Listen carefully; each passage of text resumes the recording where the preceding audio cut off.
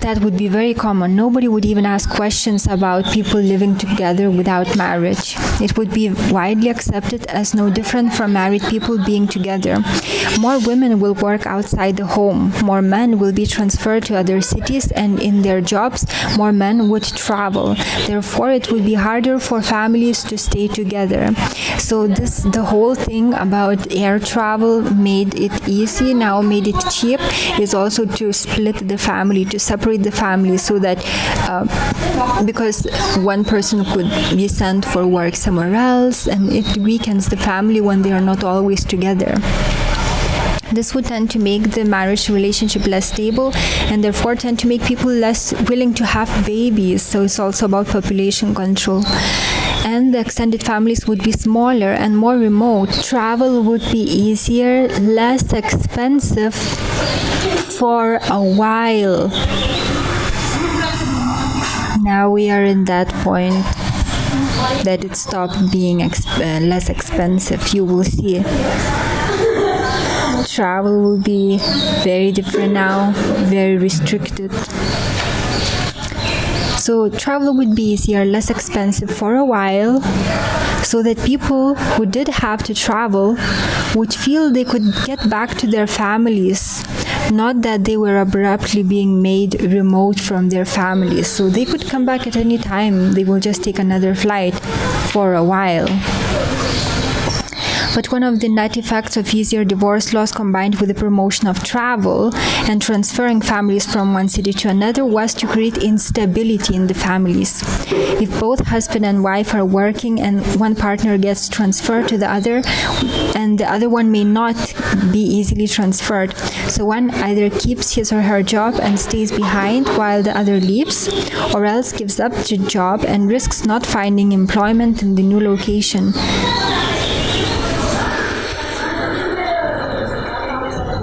Euthanasia and the demise pill. Basically, they are telling that old people are useless, and when people are getting old, they will be encouraged to kill themselves, basically. And medical assistance will be hardly available to them, so basically they will be forced to die. And this makes me wonder, how about those billionaires who are 80 years old? Will they also take that pill? Basically, people will be encouraged when they're getting old to see themselves as a useless part of the society and just kill themselves by taking some kind of pill. Cost of medical care would be burdensomely high. Medical care would be connected very closely with one's work, but also would be made very, very high in cost, so that it would simply be unavailable to people beyond a certain time. And unless they were remarkably rich, or they had a remarkably rich supporting family, they would just have to do without care. Inducing heart attacks as a form of assassination. They're able to simulate a real heart attack, and unless the doctor is very, very experienced, they just would not know the difference from a normal heart attack during autopsy. There would be lots of healthy food choices, but people will choose to eat junk and will become obese, and their health would become bad. He said that running will start becoming very popular, and also running, not sports clothes and shoes, and they will be made into a fashion item. And that's what's happening today. Public eating places would rapidly increase. This is also in connection with the family, because people will no longer eat together, meal cooked at home, but they would rather choose eat outside. Convenience foods would be part of the hazards. Basically, they're telling that, of course, convenience foods, they won't be healthy. So people have choices to make their own food and to be healthy, but it's easier to be lazy and eat out. But that's their own fault, the elite. This plan is that if they choose to eat unhealthy and not exercise, then they will die early, and this is their own fault. This was presented as a sort of moral judgment about people and what they should do with their energies. People who are smart would who would learn about nutrition and who are disciplined enough to eat right and exercise right are better people and the kind you want to live longer. Blending all religions into one, all religions will have to go because they represent the old ways of living and the elite wants to change everything. That person actually was an atheist who presented this. When the Roman Catholic Church is brought down, the rest of Christianity will follow easily. They also predicted Bible revisions that will introduce change of keywords that would have different meanings, and churches will help with this change. Restructuring education as a tool of indoctrination. There will be more time spent in schools, but many children will not learn anything unless they're very bright from good family, and then they would have better conditions to learn because they will be studying in different schools, which will teach them a lot. They will control who has access to information. People will be encouraged to study very small, deep subjects so that they become specialists, but they will not be allowed in universities, for example, to obtain broad knowledge so that they don't connect the dots. And that's what's happening today. We see professors with degrees who are dumb, completely dumb, but they think themselves intelligent. So that's the product. They are the products of this plan. Keep people focused on their own specialties, but not being aware of how this ties into the whole. Everything will be encouraged to do through this formal structure, like children will be encouraged to play through school activities rather than thinking of play on their own. School will be, these establishments will be involved in everything, even people's free time. Some books will disappear from libraries, some classics representing the old way of life, so that people totally separate themselves from how things were in the past. Changing laws like gambling laws relaxed, state being involved in gambling like through state lotteries. Encouragement of drug abuse to create a jungle atmosphere. People will be encouraged to use drugs and alcohol through the promotion of such things, through their availability, and this is served to actually to make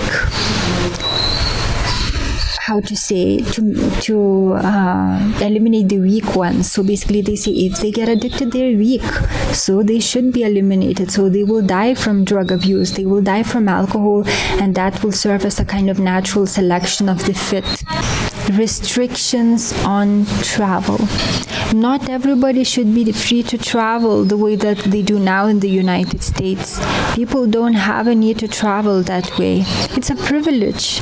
It was a kind of a high-handed way it was put. I wish they would say more about travel, but basically it was told that travel will be more and more restricted.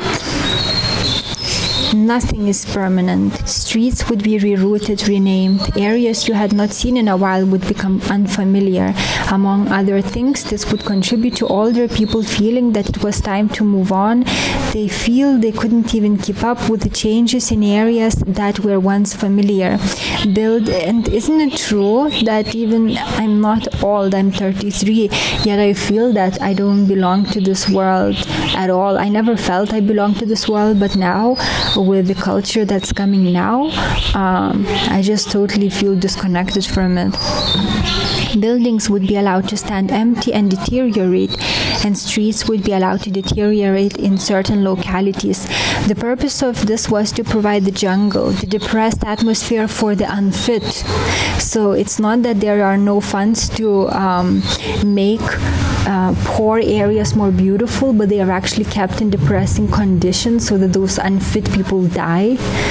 Somewhere in the same connection, he mentioned that buildings and bridges would be made so that they would collapse after a while. There would be more accidents involving airplanes and railroads and automobiles. All of this to contribute to the feeling of insecurity, that nothing is safe.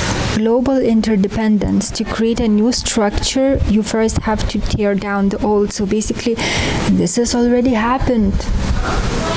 Before, countries were focused on making their own economy work, and trading, global trading wasn't as popular, and now the whole world is interconnected. If the US falls, the whole world will fall. Everything is interconnected, and so they are doing this so that they can establish the new structure. So they tear down the old structure to establish the new structure. And now what's happening after this lockdown? This is going to tighten again the borders so that the interconnection is being reduced.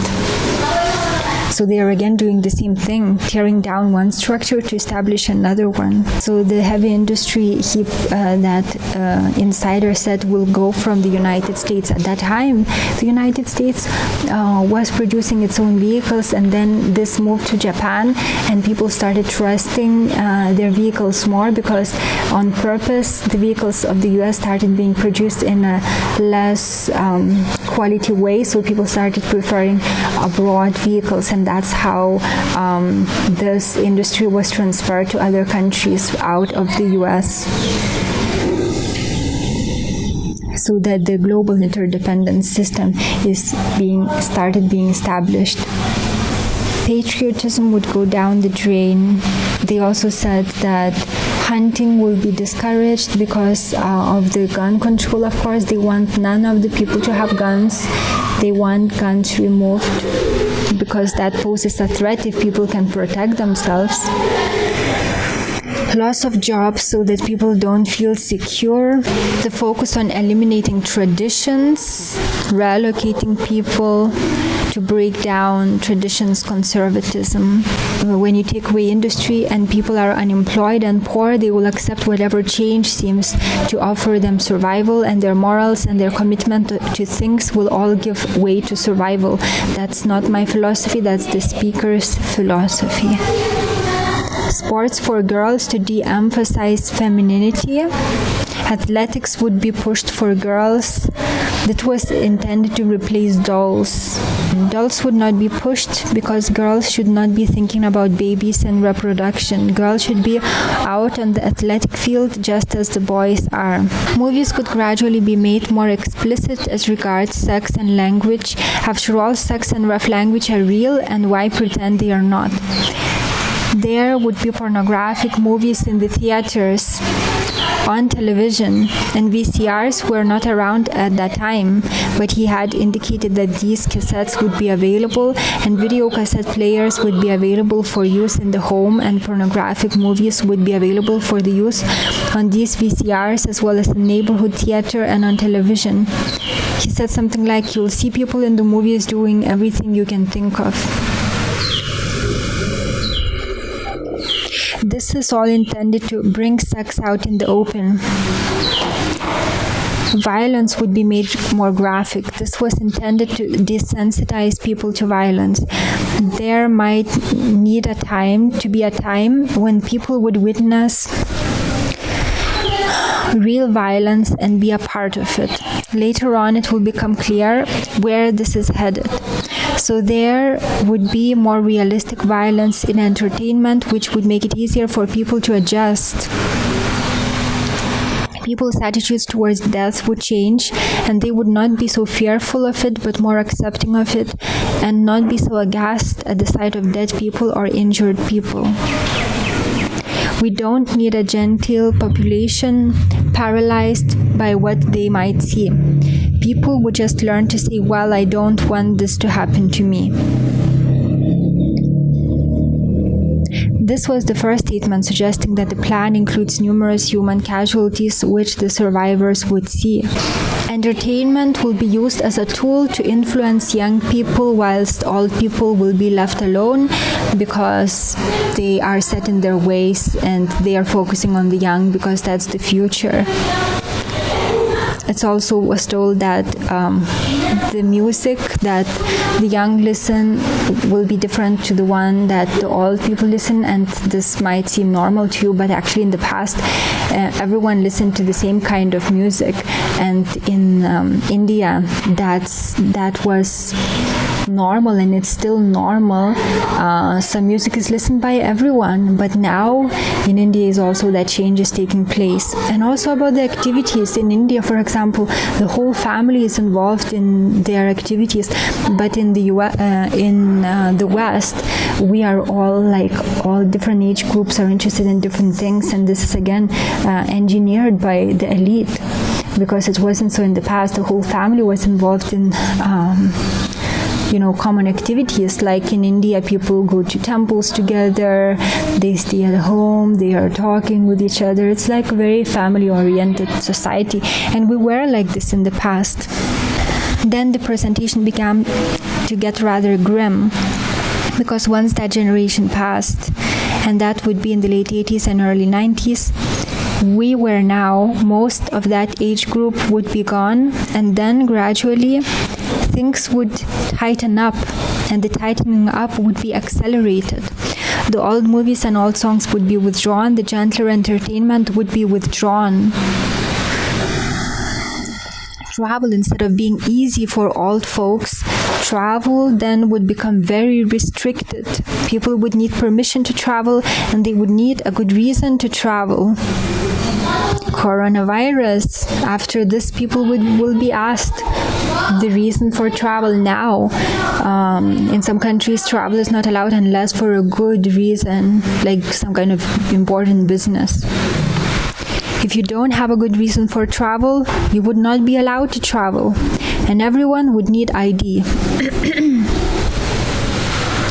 This would at first be an ID card you would carry on your person, and you must show when you are asked for it. It was already planned that later on some sort of device would be developed to be implanted under the skin that would be coded specifically to identify the individual. This would eliminate the possibility of false ID, and also eliminate the possibility of people saying, well, I lost my ID. Food control. If population gets out of hand, they will introduce food shortages so that people understand that population cannot continue growing. It will be illegal to grow your own food. They will invent some kind of reason for that would appear for the sake of people, of course, like that it's dangerous to grow your own vegetables because of pollution or anything like this. Basically, they will create a reason, and then they will prevent people from growing their own food, so that they are the ones controlling the food supply. And of course, the food quality that you buy is totally much lower than if you grow your own food. They also, in the presentation, it was told that now they are almost in complete control of weather.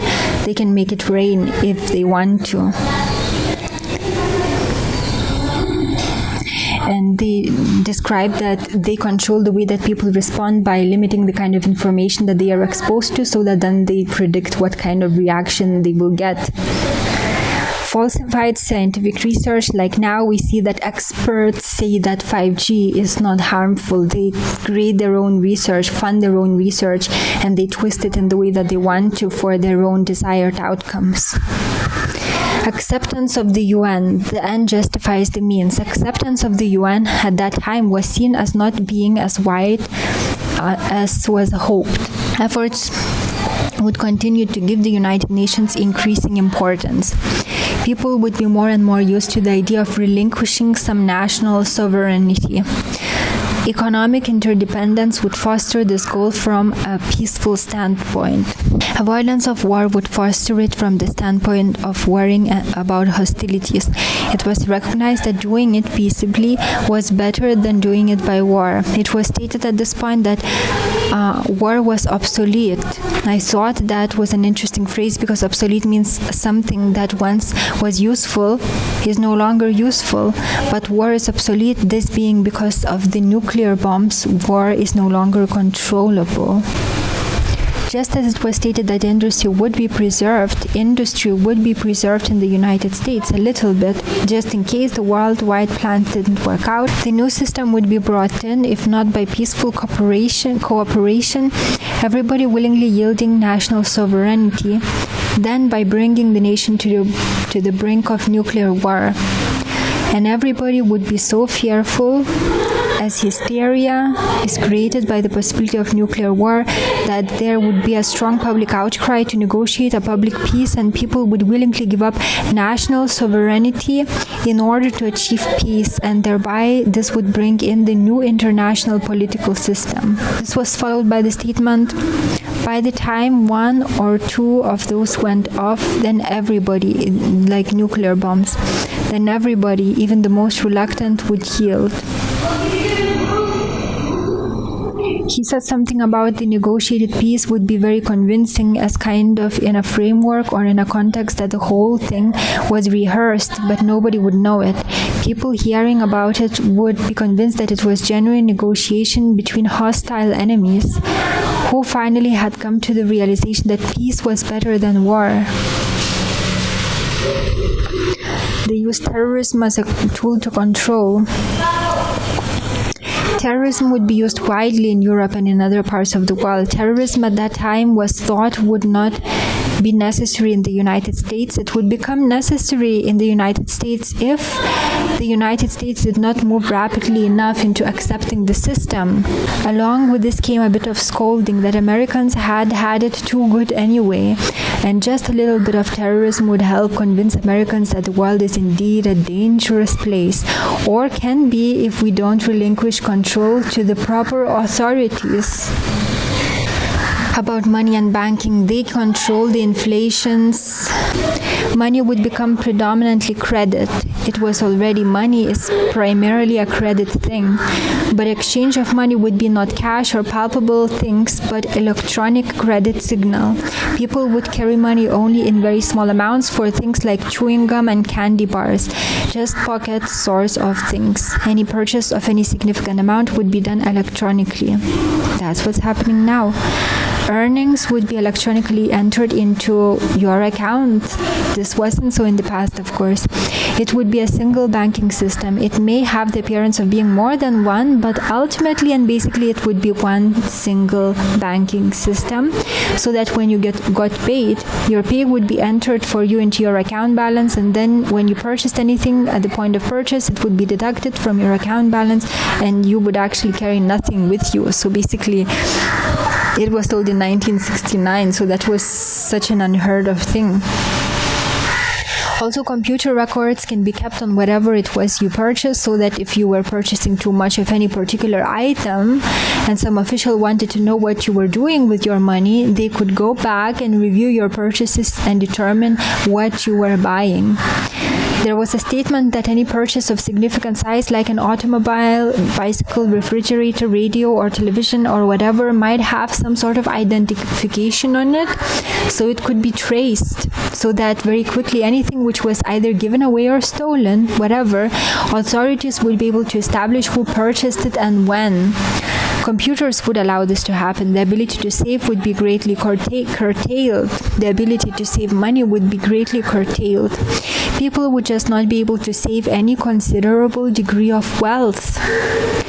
There was some statement of recognition that wealth represents power, and wealth in the hands of a lot of people is not good for the people in charge. So if you save too much, you might get taxed. The more you save, the higher rate of tax on your savings, so your savings really could never get very far. And also, if you began to show a pattern of saving too much, you might have your pay cut. We would say, well, you're saving instead of spending. You really don't need all that money. That basically the idea being to prevent people from accumulating any wealth, which might have long-range disruptive influence on the system.